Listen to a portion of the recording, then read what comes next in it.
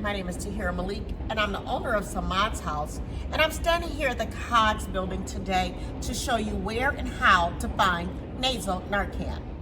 Go to harmreductionmke.org and you can find the nearest harm reduction vending machine. Each harm reduction vending machine has Nasal Narcan in there.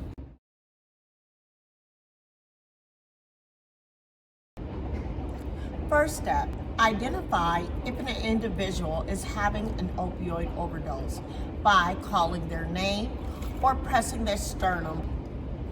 If an individual has not responded to step 1, it's time to move to step 2. Take out the Nasal Narcan from the box.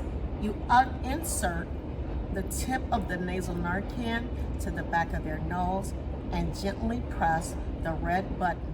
As you wait for an individual to respond from the Nasal Narcan, make sure you have dialed 911. If an individual does not respond to the first use of the Nasal Narcan, take out the second Nasal Narcan, insert the second one up their other nostril, and press again for the red button. Please visit harmreductionmke.org to find the nearest harm reduction vending machine near you.